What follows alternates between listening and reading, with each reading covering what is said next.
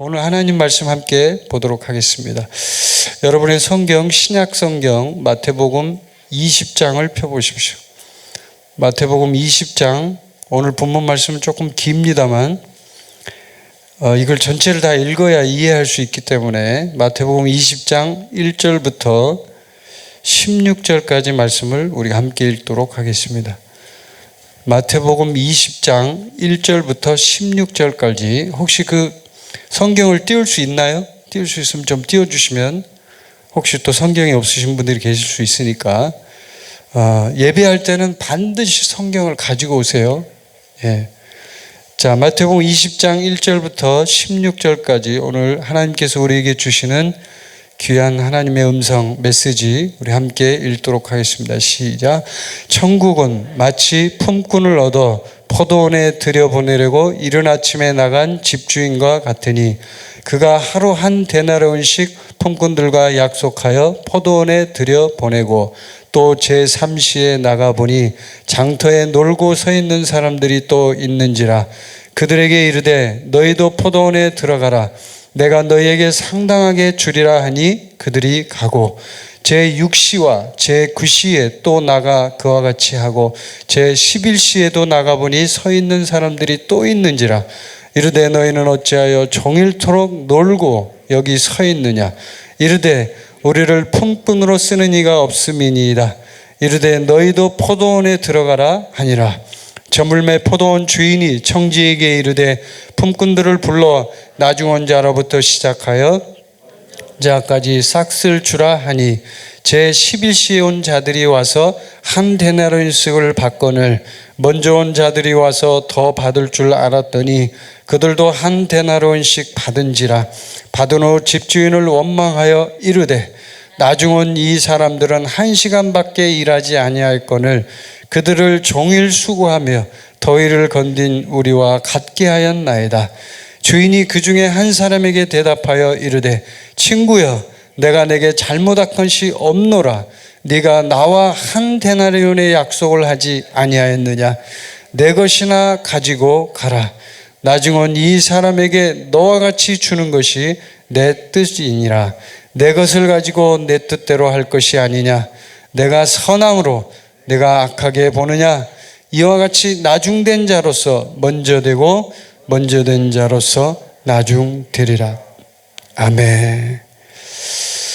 오늘 이 말씀은 포도원의 품꾼의 비유라고 불리우는 여러분이 읽어보신 그런 말씀입니다. 이 포도원의 품꾼의 비유는 마태복음에만 등장하는 그런 비유입니다. 예수님이 비유로 설교를 참 많이 하셨는데 특별히 오늘 제가 이 말씀을 여러분과 함께 나누게 된 이유는 성령께서 이제 말씀을 준비하는 가운데 이 포도원의 품꾼들의 비유를 통해서 지금 이 시대를 살아가는 우리 그리스도인들에게, 지금은 어떤 시대예요? 마지막 시대라고 하죠. 마지막 엔드 타임, 거의 주님의 오심이 가까운 시대, 12시가 되기 바로 그 직전의 시대, 이런 시대라고 얘기하는 정말 이제는 정말 더 이상 갈 데가 없는 그런 시대를 우리가 살고 있습니다. 그런 점에서 보자면 이 포도원의 품꾼들의 비유는 우리 그리스도인들에게 굉장히 중요한 것들을 말해주고 있습니다. 우리는 이 세상을 살아가면서 참 많은 일들을 하며 삽니다. 2020년 한 해 동안 여러분 한번 돌아보세요. 코로나 팬데믹으로 인해서 전 세계가 난리가 났습니다. 그리고 많은 사람들이 직장을 가지 못했습니다. 일을 하고 싶어도 일을 할 수가 없었어요. 어떤 사람들은 어쩔 수 없이 코로나로 인해서 직장을 다니지 못하게 되는 상황이 발생했습니다. 어떤 사람들은 코로나 걸린 이후에 직장을 잘리기도 했습니다. 어떤 사람들은 직장을 다니다가 그 직장이 없어져 버려서 어쩔 수 없이 직장을 그만두는 경우도 생겼습니다. 코로나는 참 2020년에 우리 한국의 수많은 직장인들의 삶을 변화시켜 버렸습니다. 어떤 사람들은 돈을 많이 벌었습니다. 어떤 업종은요, 어떤 업종의 사람들은 많이 피해를 받습니다. 그리고 매우 힘들었습니다. 그렇게 실직 상태에 있는 사람들에게 우리가 가서 만약에 한번 물어본다고 생각해 봅시다. 당신 일하고 싶어요? 라고 물어보면 그 사람 일하고 싶다고 합니까? 안 합니까? 여러분, 일하고 싶다고 하죠. 금방 그만둔 사람은 일하고 싶다고 안 하죠. 당연히 조금 쉬고 싶다고 하죠. 근데 많이 노는 분들 있죠. 소위 백수라고 불리는 분들, 많이 노신 분들, 그런 분들은 나 정말 일하고 싶어요. 그렇게 얘기할 거예요, 분명히. 일한다는 건 굉장히 중요한 겁니다. 왜냐하면 인간이 일을 하지 않고 사는 것은요, 인생에 있어서 가장 큰 불행입니다.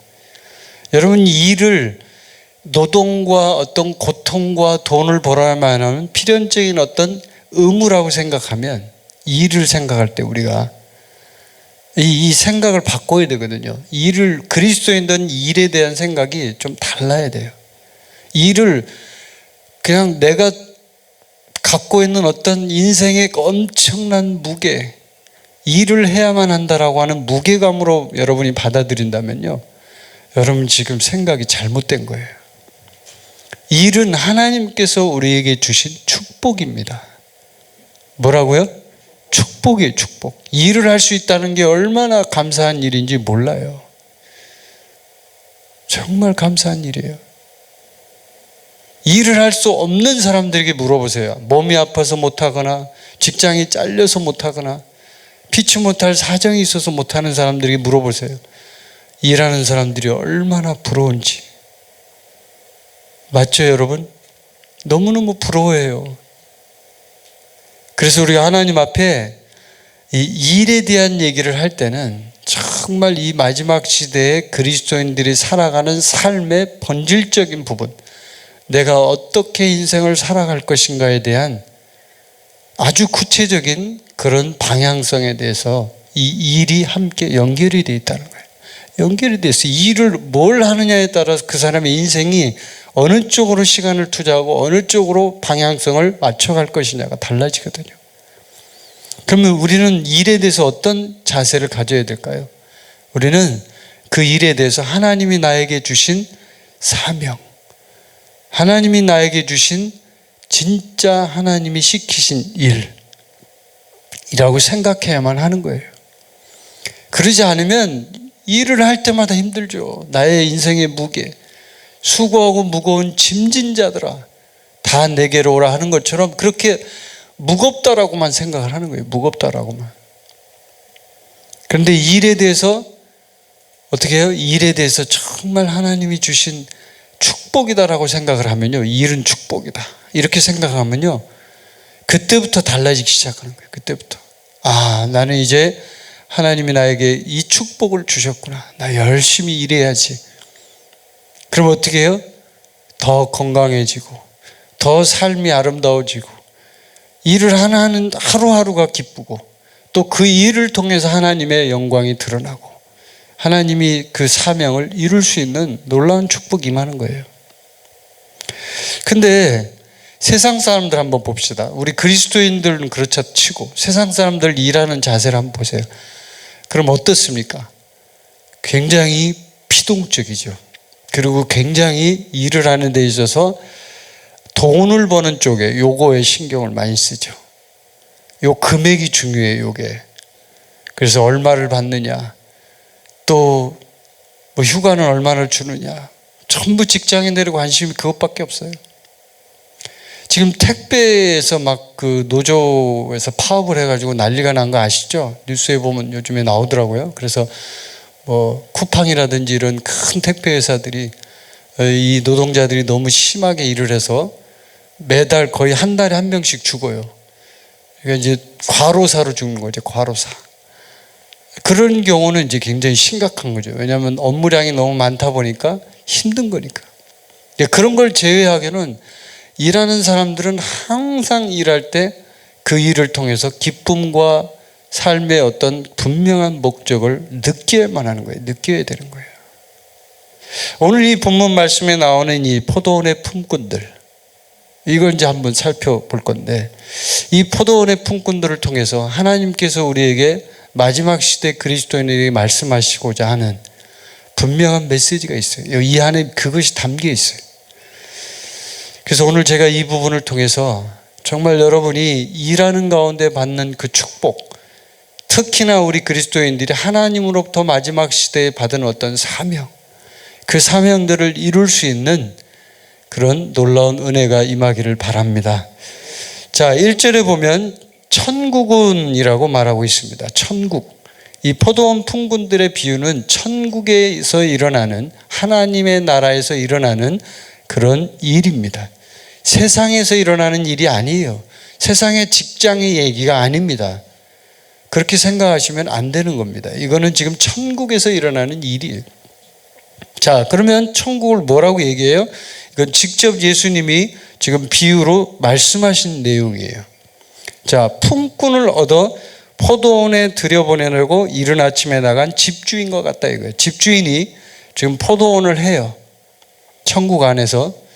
근데 이 포도원은 너무너무 놀라운 곳이에요. 왜냐하면 그 포도원 자체가 열매가 어마어마하게 맺히는 곳이에요. 거의 매일 막 수백 톤의 포도가 생산되는 엄청난 포도원이에요. 나봇의 포도원보다 훨씬 좋은 포도원이에요. 이 포도원을 보면 사람들이 눈이 뒤집어져요. 너무 좋아서 이 포도원 하나만 있으면 내가 정말 좋겠다 생각할 정도로 굉장히 좋은 포도원이에요. 그 포도원에 지금 이 주인이 이제 수확을 하기 위해서 품꾼들을 모집하는 장면이 시작됩니다. 그가 이제 품꾼들을 모집하는데 2절에 보면 그가 하루에 한 데나리온씩 품꾼들과 약속하여 포도원에 들여보내고 라고 말합니다.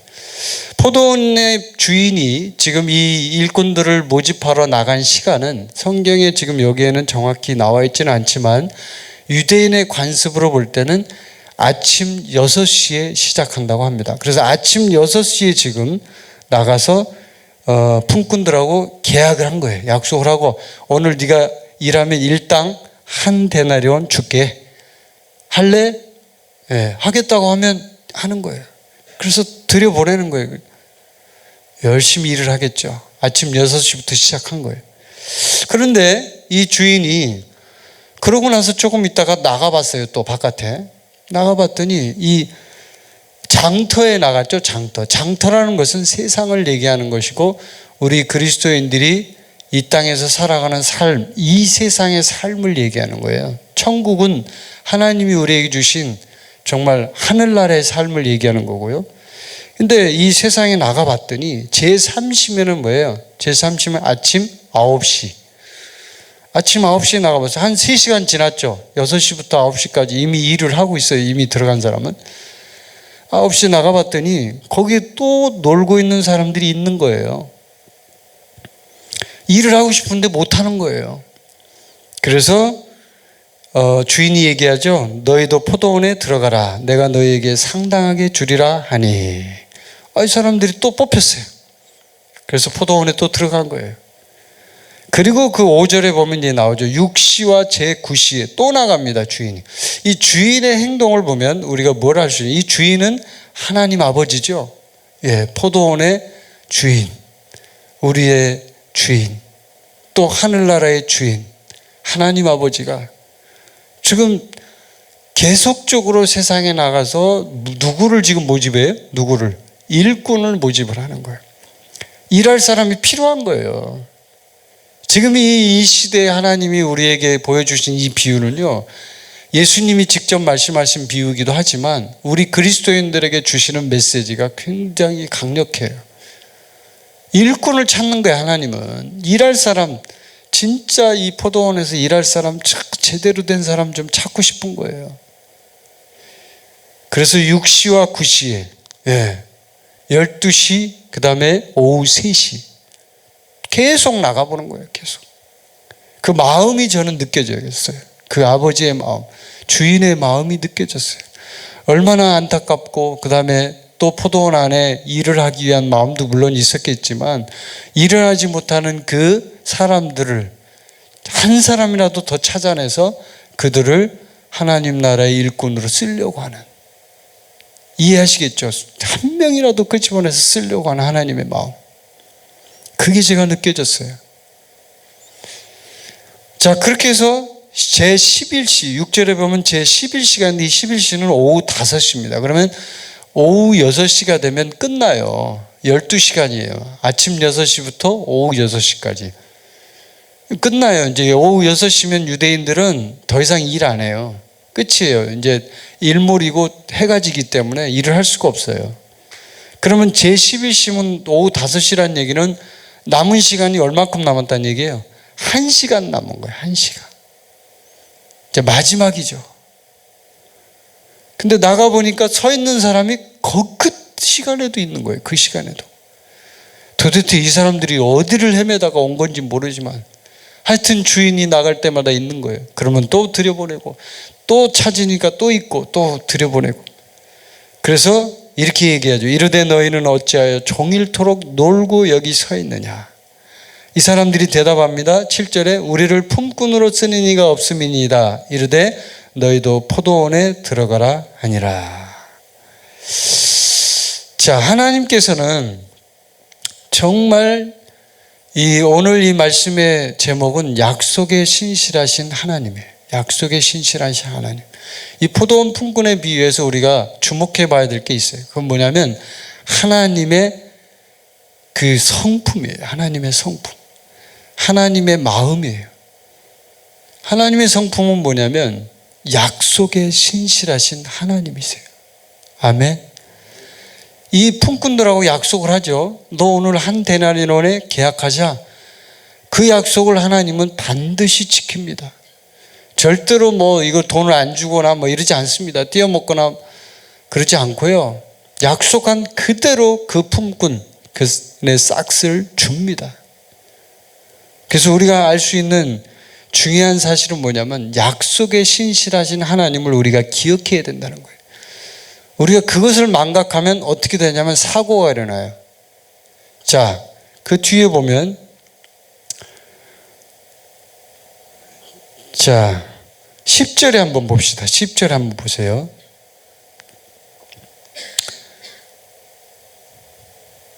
자, 10절에 먼저 온 자들이 와서 더 받을 줄 알았더니 그들도 한 데나리온씩 받은지라.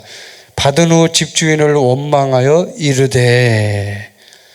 자, 사고가 일어났어요. 지금 이제 6시까지 12시간 동안 열심히 일했습니다. 아침 6시부터 일을 했어요. 일한 건 좋아요. 잘했어요. 일을 열심히 일했습니다. 그런데 먼저 온 사람들, 아침 6시에 온 사람들이 제일 아마 핏대를 올렸을 거예요. 그랬을 거예요. 우리 은총이라고 할지라도 열이 받아가지고 아침 6시에 왔는데 나하고 똑같이 준다? 오후 5시에 온 사람과 아침 6시에 온 사람을 똑같이 품삯을 준다? 은총이가 열받아가지고 막 핏대를 올릴 거예요. 그런 장면이에요, 지금 이게 지금. 그 원망하여 이르되라고 얘기합니다. 원망하여. 원망까지 해요. 아니, 감사하는 건 둘째 치고 나를 써주셔서 감사합니다 이렇게 해야 되잖아요. 원래 주인이 안 써주면 끝이에요. 그 사람 일할 수도 없고 그 돈 받을 수도 없습니다. 애초에. 그런데 써준 것도 감사한데 여기서 지금 어떻게 됐어요? 이 사람들이? 이걸 우리가 발견해야 돼. 여기서 우리가 하나 중요한 것들을 발견해야 돼. 하나님이 신실하심, 약속에 신실하신 하나님을 망각해버리는 거예요.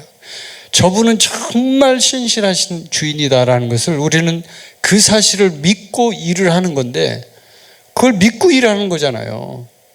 약속을 했으니까 이분이 약속을 지킨다는 걸 믿고 내가 일을 하는 거죠. 그런데 그걸 망각해버리고 뭘 보는 거예요? 같이 일한 동료를 보는 거예요. 사람을 보는 거예요. 세상을 보는 거예요. 세상을 보기 시작하는 거예요. 자기 돈 받았으면 되잖아요. 약속한 대로 줬잖아요. 한 데나리온. 더 이상 뭘 바라요?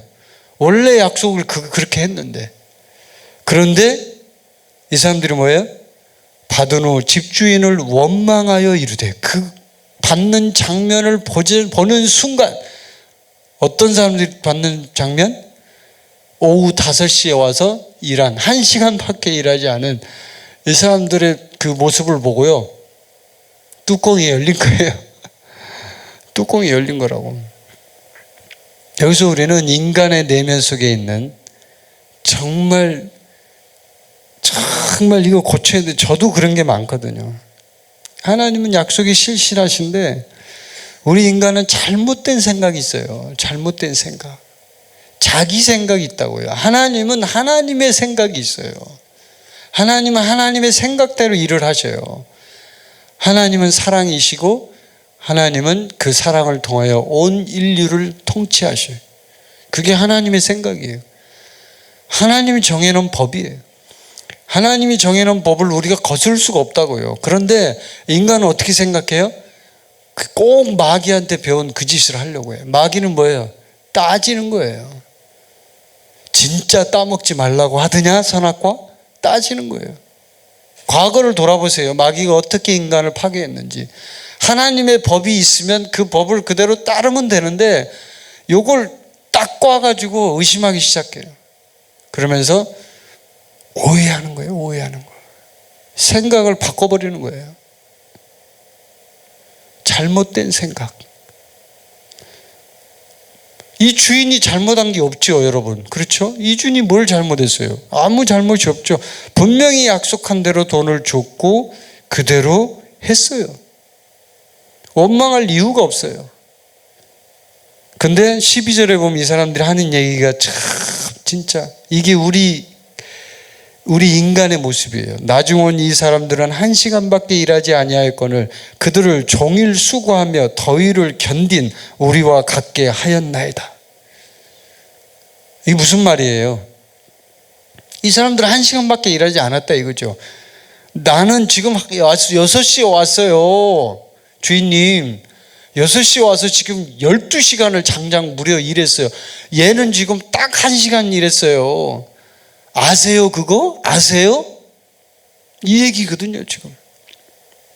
근데 하나님이 뭐라고 얘기해? 주인은 하나님이니까 13절에 한번 읽어봅시다. 13절. 이거 하나님의 마음을 우리가 읽어봐야 돼요. 다시 한번 시작. 주인이 그 중에 한 사람에게 대답하여 이르되 친구여 내가 내게 잘못한 것이 없노라. 내가 나와 한 데나리온의 약속을 하지 아니했느냐. 주인이 잘못한 거 있어요 없어요? 없죠. 분명하게 얘기합니다. 내가 내게 잘못한 게 없다. 나는 약속한 그대로 이루는 신실한 하나님이다. 아멘. 신실하다.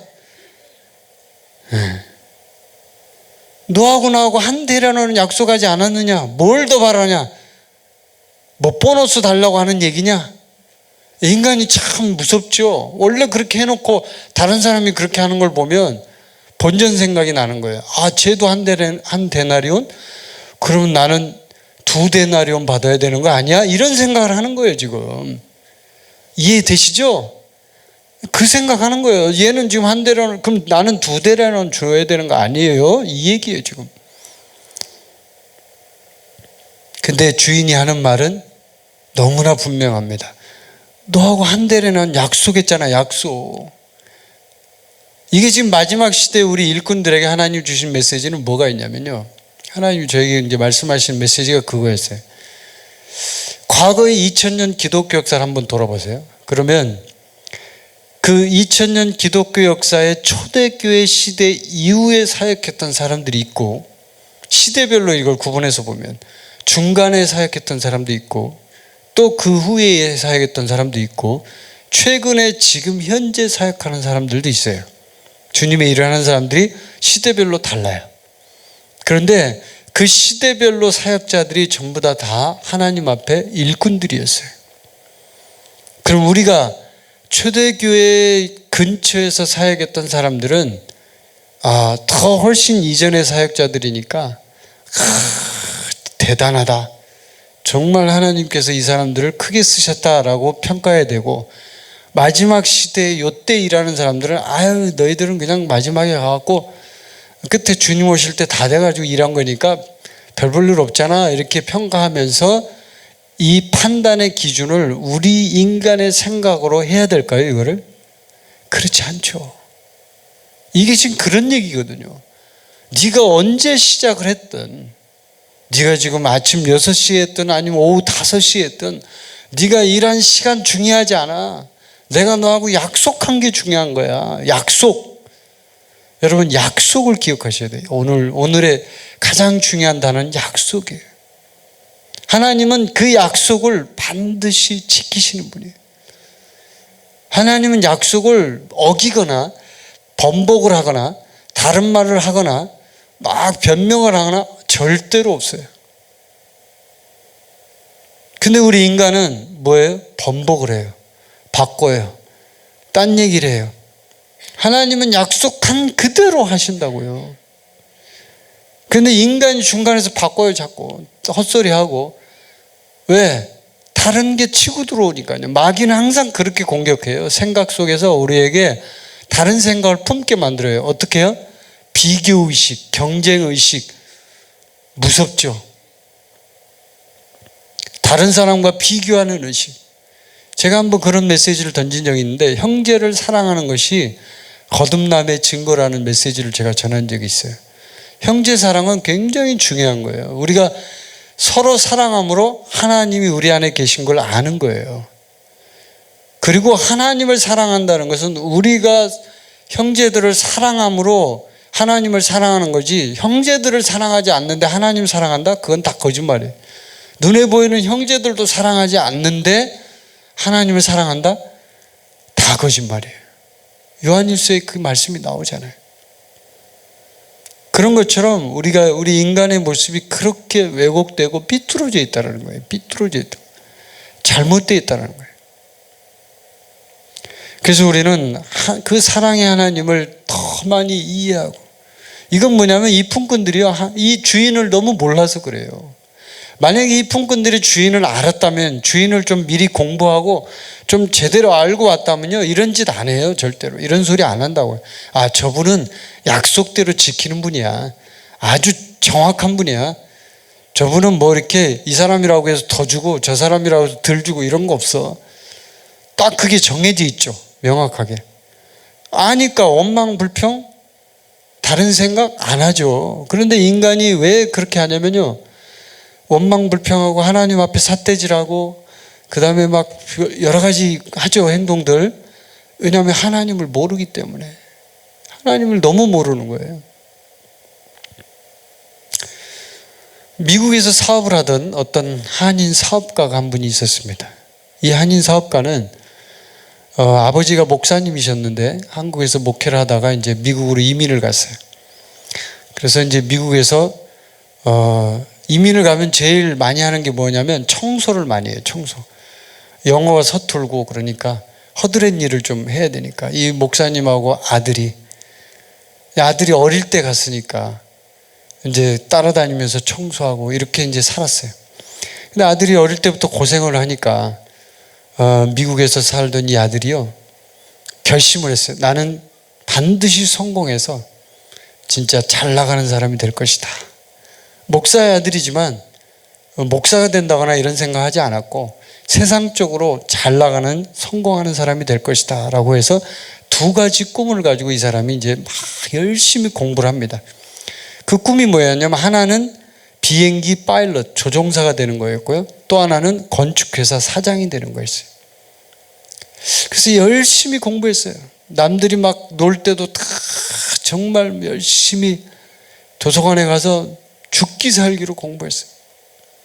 그래서 대학을 나오고 또 대학원에 가서 공부도 하고, 그러면서 이 사람이 인생의 진로를 어디로 결정을 했냐면요, 비행기 조종사 말고 건축회사 사장 쪽으로, 건축회사 쪽으로 이제 목표를 정했어요. 그래서 이제 미국인이 운영하는 굴지의 건축회사에 이제 이 사람이 입사를 하게 됩니다. 그래서 거기서 열심히 일했어요. 근데 일하는 가운데 놀라운 일이 일어났어요. 이 사람이 그 능력이 뛰어나고, 더군다나 또 한국인들이 굉장히 똑똑하잖아요. 그러니까 뭐 남들보다 2배, 3배 일하고 일을 굉장히 많이 하는 거죠. 그런데다가 일도 무지하게 잘하고 머리도 잘 돌아가고, 그러니까 이제 회사에서 이 사람이 30 초반 됐을 무렵에 이 사람을요, 그러니까 월급 샐러리맨 사장 있죠? 샐러리맨 사장으로 임명을 해요. 당신 사장해라 이제. 30살밖에 안 되는 진짜 젊은이인데 보통 사장은 50살 정도 60 정도 돼야 하잖아요. 근데 그 회사가 생긴 이래로 사상 처음으로 그렇게 젊은 사람이 사장이 됐대요.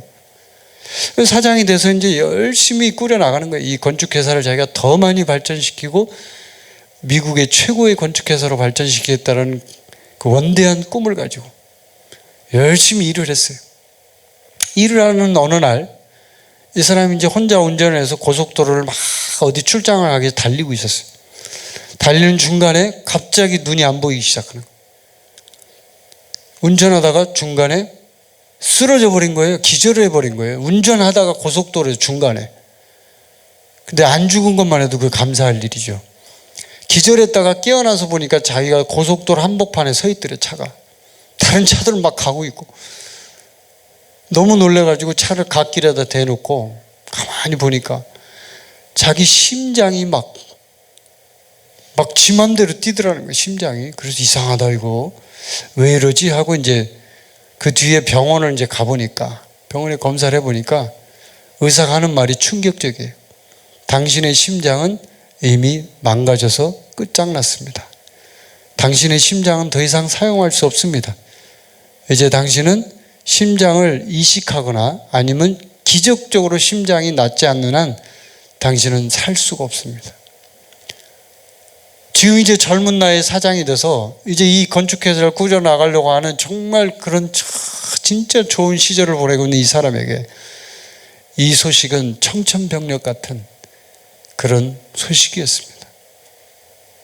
이제 결혼도 해서 부인도 있고 참 행복한 가정을 꾸려나가고 있는 중이었는데 그때 이 사람이 하나님께 얘기합니다. 하나님, 저한테 뭐가 있어서 이렇게 하십니까? 이 원망을 하는 거예요. 원망. 이 일꾼들처럼 하는 거예요. 일꾼들 보세요. 하나님이 약속에 신실하신 분이에요. 하나님 잘못한 게 없어요. 그런데 인간은 항상 본전 생각이 나거든요. 왜 이렇게 하십니까?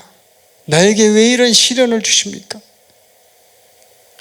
하나님께 막 울부짖으며 원망하는데 하나님이 아무 얘기도 안 하죠. 그때는 얘기 안 합니다. 하나님이 가만히 있어요.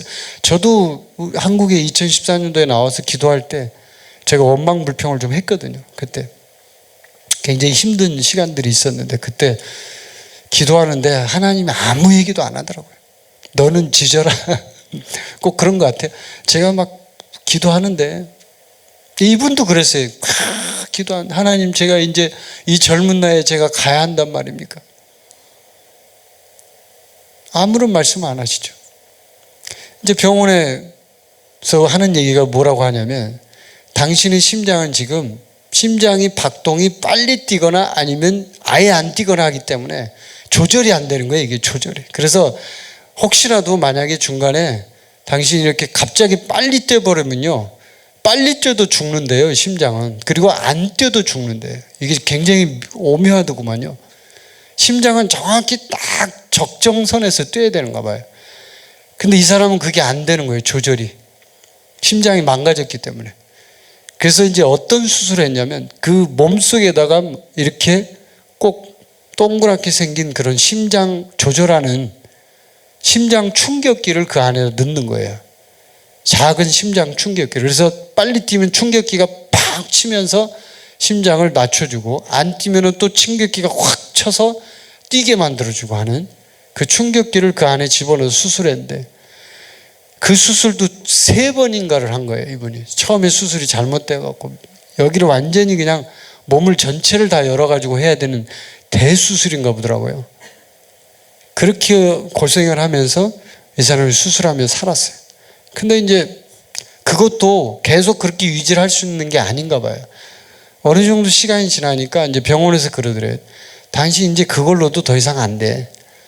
이제 심장 이식을 하지 않으면 당신 죽어. 이제 심장 이식 준비해야 돼 라고 얘기를 한 거예요. 이분이 이제 하나님 앞에 기도했어요. 하나님 좀 저를 치유해 주세요. 근데 하나님이 아무런 응답을 안 해주시는 거예요. 그래서 이제 어쩔 수 없이 이제 심장 이식을 받으려고 기다리고 있는데 심장 이식을 받으려면 이게 중요한 게 그렇더구만요. 그 심장의 혈액형도 맞아야 되고 그 심장이 그 사람 몸에 딱 맞아야 된대요. 다른 사람 걸 가져다가 넣는 거기 때문에. 근데 그게 굉장히 찾기가 쉽지가 않다고 하더라고요. 이 사람이 심장을 이제 기다리면서 이제 입원을 했죠. 아예 입원해가지고 병원에서 기다리면서 약 한 6개월 정도를 이제 입원해서 기다리는데 처음에 4개월 정도는 굉장히 정신이 말짱하고 이런 상태였기 때문에 이제 이 사람이 성경을 읽기 시작합니다. 성경을 읽는데 그전에는 성경을 자기가 조금씩 읽어봤지만 이렇게 읽어본 적이 없거든요. 그 성경 말씀이 그렇게 꿀처럼 달더라는 거예요. 그 말씀이 다 들어오는 거예요, 마음속에. 그 4개월 동안 성경을 여러 번 읽은 거예요. 그리고 마지막에 하나님이 결론적으로 메시지를 주신 게 뭐냐면 하나님을 사랑하고 이웃을 사랑하라 하는 이 메시지를 준 거예요. 그래서 이분이 이제 마지막에 기도하면서 이렇게 선실한 거예요. 하나님, 이제 나는 하나님을 사랑할 뿐만 아니라 다른 사람들을 사랑하는 삶을 살겠습니다. 다른 사람들을 사랑한다는 건 내가 다른 사람들을 위해서 희생하는 삶이라는 것을 믿습니다. 이제부터는 그 하나님의 사랑을 실제로 실천하며 살겠습니다. 라고 기도를 한 거예요. 헌신 기도를. 그러고서 얼마 안 있다가 이제 이 사람이 이제 점점 상태가 나빠졌는데 참 반가운 소식은 이 사람에게 딱 맞는 심장이 온 거예요. 그것도 젊은 사람 거인데다가 심장 상태도 아주 양호하고 딱 맞고 혈액형도 맞는. 너무 기쁜 소식이죠. 의사가 와가지고 막 부르는 거예요. 당신 심장이 왔다고. 이거 정말 이제 건강하고 튼튼하고 당신한테 딱 맞는 심장이라고. 너무 좋은 심장이라고. 왔다고. 그 얘기를 듣는 순간 어떤 생각이 들어요? 이제 나는 살았다. 너무너무 감사하죠, 하나님 앞에. 그런데 이제 거기까지 했으면 됐는데 이제 의사가 지나가는 말로 이제 가기 전에 그 말을 하는 거예요. 근데 말이야, 이 옆방에 어제 들어온 어떤 여자 환자가 하나 있는데 이 여자 환자가 갑자기 사고로 심장이 완전히 망가져 버렸는데 이 여자는 지금 오늘 당장 심장 이식을 수술하지 않으면 오늘 죽어. 그런데 참 놀라운 건 그 여자의 그 심장하고 당신이 오늘 수술하려고 하는 그 심장하고 똑같은 심장이야. 그 여자가 필요로 하는 심장이 이 사업가 필요한 심장하고 똑같은 심장인 거예요. 그래서 그 얘기를 듣는 순간 이 남자 사업가 형제님이 어떤 생각이 들겠어요? 여러분 어떤 생각했겠어요? 이분이 갈등을 하죠. 이거 줘야 되나? 이분이 그 의사에게 물어봤어요. 이 여자는 진짜 오늘 수술 안 하면 죽습니까? 죽습니다. 나는 얼마나 더 살 수 있습니까? 당신도 얼마 살지는 못합니다. 그러나 한 2달, 최대로 버티면 2달은 버틸 수 있습니다. 이렇게 얘기한 거예요. 근데 그 얘기를 듣는 순간 막 성령님이 안에서 얘기를 하시는데, 자, 네가 기도했지? 이제 다른 사람을 위해서 네가 희생해. 그 결정을 할 때 얼마나 두렵고 떨리겠어요. 내가 이 심장을 주면 언제 자기한테 심장이 올지도 모르고. 심장을 기다리다가 죽는 사람이 50%래요, 병원에서. 그 병원에서 심장을 이식 수술을 기다리는데 여러 명이 기다리고 있대요. 그런데 기다리다가 죽는 거예요. 왜냐하면 맞는 심장이 안 나타나서. 자기도 죽을 수 있는 거예요, 언제든지. 근데 그 심장을 이 여자에게 줘야 되는 거예요. 하나님 앞에 기도했어요. 하나님, 제가 이걸 실천하겠습니다. 그리고 이제 의사에게 얘기했어요. 이 심장 그 여자에게 주세요. 의사가 깜짝 놀라죠. 나는 못한다. 나는 절대 못한다. 이건 순서대로 기다렸다가 당신 차례, 당신 거기 때문에 절대로 난 못한다고. 만약에 그렇게 하려면 당신이 당신 와이프에게 전화를 해서 그 와이프가 허락을 하면 내가 하겠다고. 근데 가만히 생각해보니까 이 사람이 그건 아니에요. 왜냐하면 와이프한테 그 얘기를 하면 어떤 세상의 여자들이 그럼 그거 주세요. 주세요. 그럼 그런 뭔 얘기예요? 남편을 사랑하지 않는다는 얘기죠. 너 죽어라 빨리. 그 얘기밖에 더 돼요? 오해를 살 수 있는 거잖아요. 이거 자체가. 그래서 이 남자 사업가가 얘기합니다. 이거는 의사 선생님 잘못된 겁니다. 전화를 하지 말아야 합니다. 제가 결정하게 해주세요.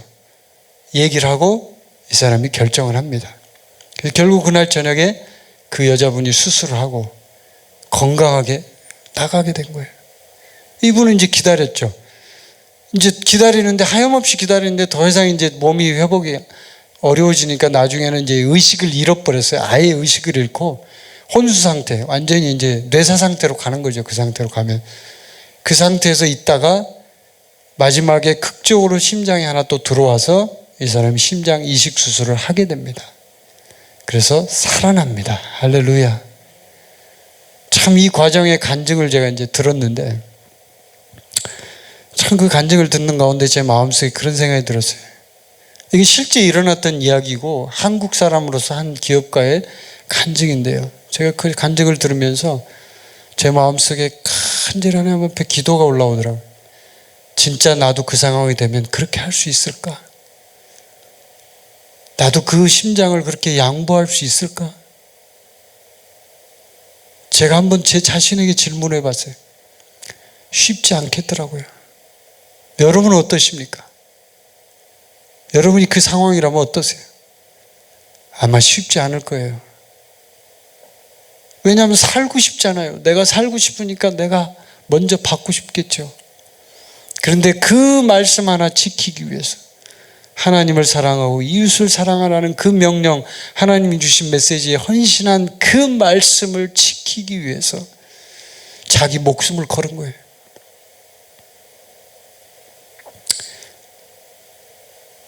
제가 기도하는데 마음속에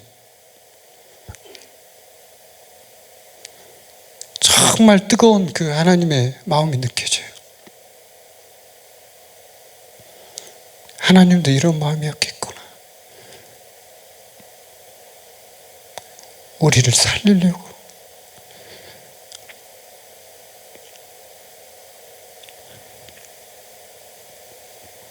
제가 기도하면서 참 많이 울었어요.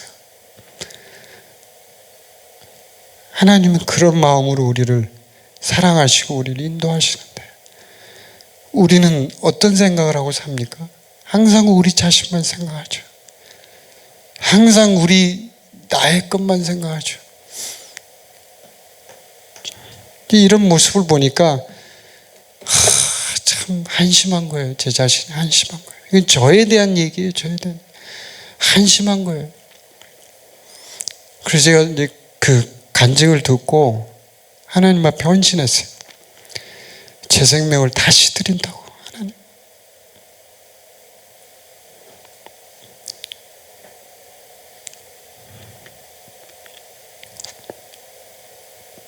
그게 바로 하나님의 종의 자세예요. 일꾼의 자세예요. 일꾼은 주인이 시키는 대로 일하는 사람이잖아요. 주인이 무슨 일을 시키든지 종은 그 일에 대해서 어떤 이의를 제기하거나 원망을 하거나 불평하는 사람이 종이 아니에요. 근데 우리는 항상, 저도 그렇고 여러분도 그럴 거예요. 그게 있어요. 생각 속에. 이게 자기 생각이 있어가지고 저도 그걸 깨는 게 굉장히 힘든 시간을 보내고 있는데, 우리 모두가 다 그렇지만 생각을 깨질 않는 거예요. 이걸 내려놔야 되는데. 왜 다른 사람이 한 대 눈에 봤는데 신경을 쓰냐고요. 왜 신경을 쓰냐고. 그 사람들이 더 받으면 더 좋은 거 아니에요? 아멘? 더 좋은 거잖아요. 또 1시간밖에 일 안 했는데 그거 받아? 그걸 질투할 일입니까? 그게 인간의 모습이라고요. 이게 정말 내 자신도 속에 있는 모습이고요. 축복해 줘야죠. 그래, 너 잘했다.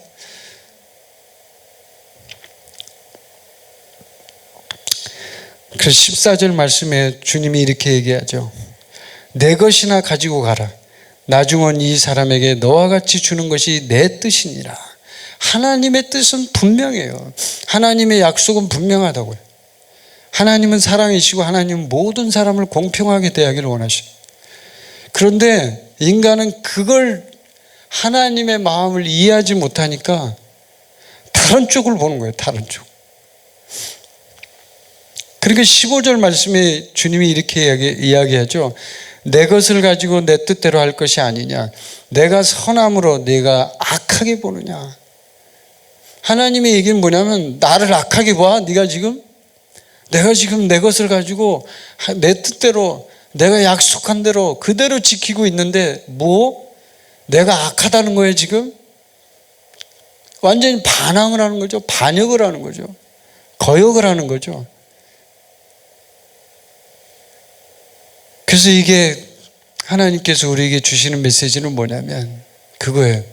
우리가 하나님의 그 사랑과 하나님의 신실하심을 우리는 늘 기억해야 한다는 거예요. 약속의 신실하신 하나님. 그걸 잊어버리면 우리가 딴 생각을 하게 돼요. 딴 생각, 다른 생각을 한다고, 쓸데없는 생각을 한다고요. 이 일에 써준 것만 해도 감사해야 되는 건데 원래대로 하면. 그렇죠? 일하는 게 축복이라고 그랬잖아요. 일하는 것 자체가 축복이다라고 여기로 생각해야 됐는데 어느 순간 망각하고 불평, 원망. 하나님이 약속을 정해놓으시면 그 약속을 이루시는 분은 하나님이 이루시는 거죠. 우리가 왜 그거에 대해서 시시비비를 가리려고 하냐 이 말이죠. 그래서 16절에 보면 이렇게 얘기합니다. 이와 같이 나중된 자로서 먼저 되고 먼저 된 자로서 나중되리라. 아멘. 이게 이제 축복을 망각한 한 일꾼의 최후예요. 축복을 망각했어요. 일하는 것 자체가 축복인데 망각을 해버린 거예요. 자기 생각으로 자기가 그것을 판단하고 있는 거예요. 그래서 위치가 바뀌어버린 거예요. 위치가. 무서운 거죠. 여러분 그런 위치가 바뀌는 그런 불행한 일이 일어나지 않기를 바랍니다. 여러분이 원망 불평해서 하나님의 축복을 놓치는 사람이 되지 않기를 바랍니다. 그리고 여러분 끝까지 하나님 앞에 그 길을 가기를 바랍니다. 여러분이 지금 어느 순간에 와 있든 언제부터 이랬든 그건 중요하지 않아요. 여러분의 삶의 지금 방향이 어떻게 가고 있든 중요하지 않아요. 우리가 하나님의 약속을 붙잡고 그 하나님의 명령에 따라서 하나님의 뜻대로 하느냐가 중요한 거예요. 아멘. 그리고 얼마나 우리가 하나님의 그 마음과 하나님의 약속과 하나님의 뜻을 아느냐 이거예요. 아느냐. 아는 사람은 이렇게 행동하지 않아요. 아까 그 한인 사업가 같은 분도 그 하나님의 말씀을 읽고 은혜 받으니까 그 한 말씀 지키려고 목숨 걸었잖아요. 목숨. 우리도 그렇게 해야 되는 거예요. 그 사람만 그런 게 아니라 우리도. 그래서 이 16절의 말씀을 통해서 우리가 배울 수 있는 건 축복을 망각하는 어리석은 사람이 되지 말라는 거예요. 하나님께서 주신 축복을 늘 감사하는 사람이 되자는 거예요. 그리고 일할 수 있는 그 자체만도 하나님께 얼마나 감사한 일이냐라는 것을 우리가 늘 마음속에 새겨야 한다는 거예요. 자, 이제 말씀을 마무리하겠습니다. 하나님께서는 약속에 신실하십니다. 약속에 신실하십니다. 믿으십니까? 약속에 신실하신 하나님 믿으십니까? 모르신다면 여러분 약속에 신실하신 하나님을 오늘부터 다시 공부하세요. 다시 연구하세요. 다시 아세요. 모르면 여러분은 당합니다. 모르면 여러분은 착각하고 원망하고 불평하고 딴 생각하게 됩니다. 안다라는 것은 여러분이 지식적으로 아는 알미 아니에요. 이 아는 것은 진짜 약속으로 신실하신 하나님이 누구신지를 내가 체험하는 거예요. 체험을 해야 돼. 체험을. 그 한인 사업가처럼 체험을 한 거예요. 체험을 하니까 실천할 수 있는 거예요. 목숨을 걸고. 그래서 여러분이 삶 가운데 그런 은혜들이 임하기를 바랍니다. 아멘. 네.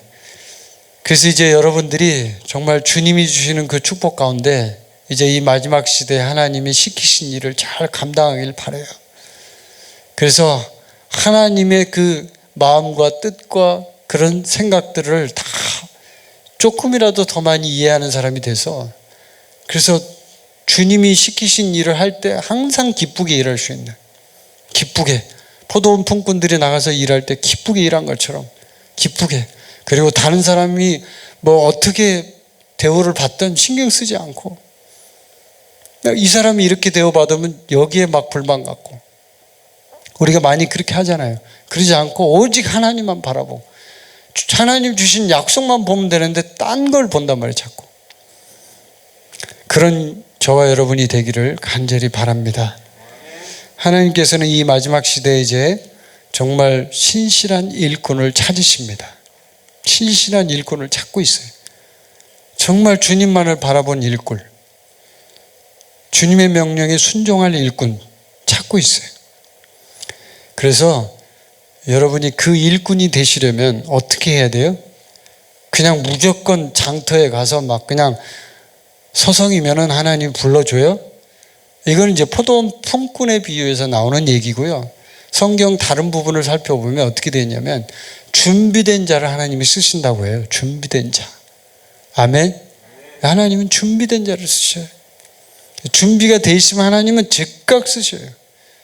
그래서 여러분이 하나님 앞에 준비하시고 마지막 시대에 내가 이제 진짜 그리스도의 군사로, 용사로 마지막 대부흥과 하나님의 천국 복음을 증거하는 그런 정말 놀라운 하나님의 메신저로 내가 서야 되겠다. 그럼 뭘 준비해야 돼요? 뭘 준비해야 돼요, 여러분? 제가 물어볼게요. 이제 준비해야 돼요, 지금. 하나님의 일꾼으로 준비해야 돼요. 그래야지 포도원에 들어가서 일을 할 거 아니에요. 뭐 준비해야 돼요? 대답을 안 내. 여기 계신 분들은 준비가 안 돼 있는가 봐. 준비를 평소에 하신 분들은 준비가 잘 돼 있을 거 아니에요. 뭐 준비해야 돼요? 주인을 알아야죠. 주인. 제가 조금 전에 말씀드렸잖아요. 주인을 아는 공부하라고요. 주인을 연구하라고, 하나님을 연구하라고요. 하나님을 배우라고요. 하나님의 성품, 마음, 생각, 계획, 뜻 공부하라고요. 끊임없이. 오늘 공부한 건 그거예요. 약속에 신실하신 하나님. 하나님은 절대로 약속을 어기지 않아요. 그리고 지켜요. 설령 자기 아들을 죽일 망정 그 약속을 지킨다고요. 이해되시죠? 그 정도로 약속이 신실한 분이에요. 우리 인간의 부모는 자기 자식 희생시키면서 그런 짓 안 해요. 차라리 법을 바꾸지. 근데 하나님은 아니에요. 법을 바꾸지 않아요. 약속에 신실하시기 때문에 자기 아들이라도 죽여서라도 그걸 해결해야 되는 거예요. 이해되시죠? 이게 바로 약속에 신실하신 하나님이에요. 저는 저와 여러분이 그런 약속에 신실하신 하나님을 더 많이 알게 되기를 바랍니다. 저도 기도하고 있어요. 더 많이 알게 해달라고. 그래서 마지막 시대에 하나님이 쓰시는 귀한 하나님의 일꾼이 되시기를 바랍니다. 우리 함께 기도하겠습니다.